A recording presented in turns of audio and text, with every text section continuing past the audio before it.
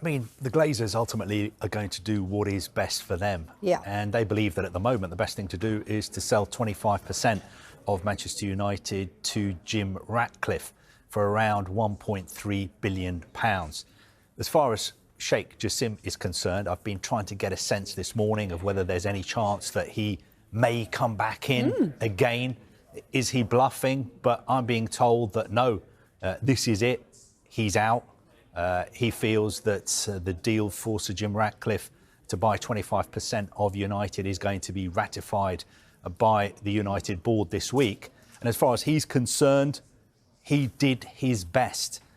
He tried to bridge the gap between reality and lunacy on He's valuation. talking about money, isn't he? Yeah. He's talking about money. As far as he's concerned, he offered twice what Manchester United are worth according to their market capitalisation on the New York Stock Exchange.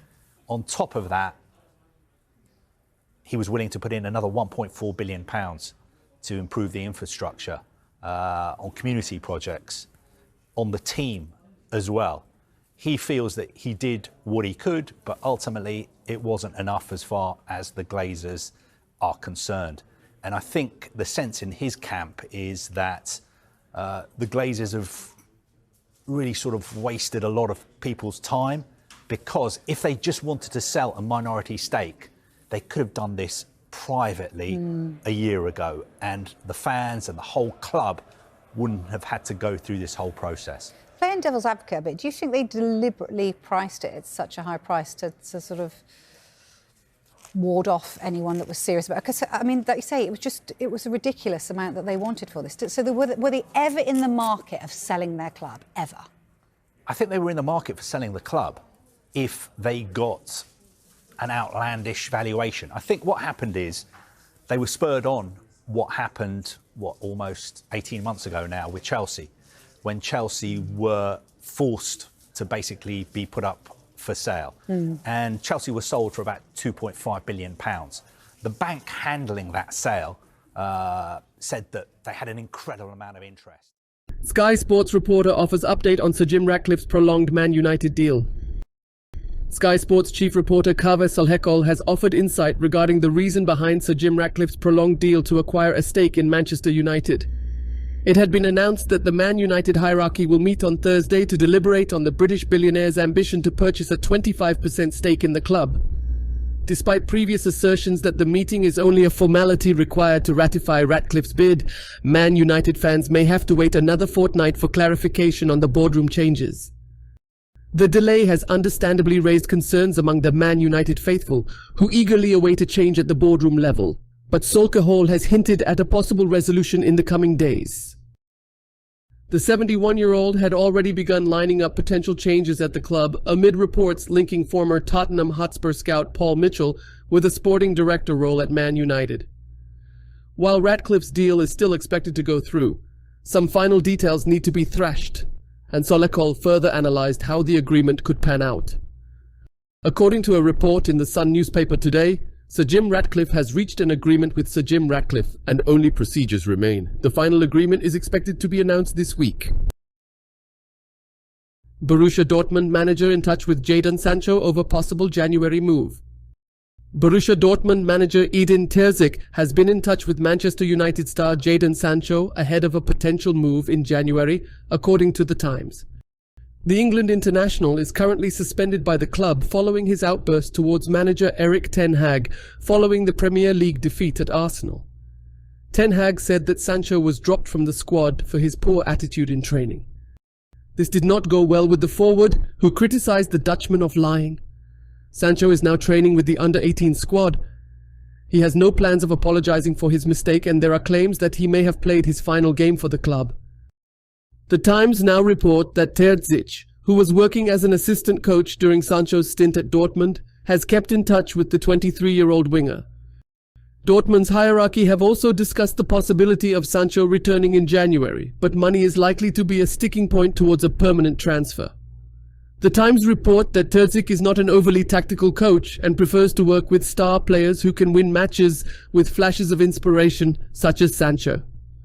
The attacker has been banished from first-team training following his comments after the Arsenal game. He has shown no remorse for his mistake, and as things stand, he is unlikely to be reintegrated into the squad. A temporary departure could be a solution this winter.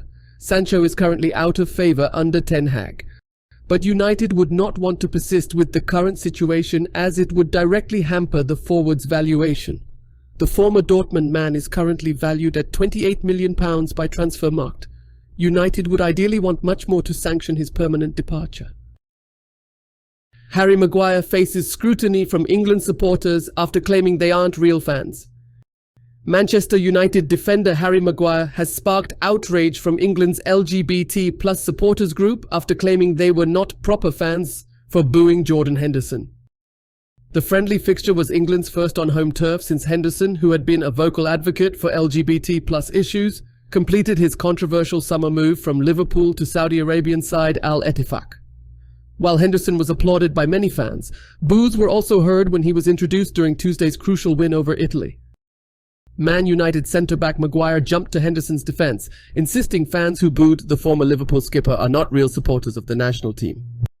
Maguire's remarks have triggered a strong reaction from Three Lions Pride, a group whose members were among those expressing their disapproval of Henderson.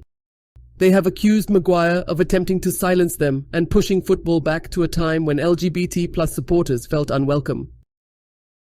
Morocco manager confirms Sofiane Amrabat missed recent games due to an injury. Manchester United manager Walid Regragui has revealed that midfielder Sofiane Amrabat missed the recent games against Ivory Coast and Liberia with an injury. The 27-year-old joined the Red Devils from Fiorentina on loan on transfer deadline day last month, but he was absent for the first few games due to a back problem. Amrabat was ever present in the starting lineup heading into the international break, but he could be doubtful to face Sheffield United after the latest update. Speaking before yesterday's win over Liberia, Regragui revealed that Morocco were aware of Amrabat's injury before the start of the camp. Meanwhile, in a separate update after the game, Regragui revealed that Amrabat had a little back problem and the decision was made to send him back to United. Amrabat had a disruptive start to his United career with a back problem. He made his debut in late September, but was forced to play as a left-back due to an injury crisis. The Euro 30 million rated star could get a regular run from midfield in the coming weeks, but this depends on his condition. Regragui has claimed that he was nursing a minor issue within the camp. Regragui made the right decision to send Amrabat back in advance, and we should get an update on his fitness during the pre-match press conference ahead of the Sheffield United game. Meanwhile, Casemiro also picked up a knock to his ankle during the international break, but he managed to recover in time for Brazil's World Cup qualifier against Uruguay last night.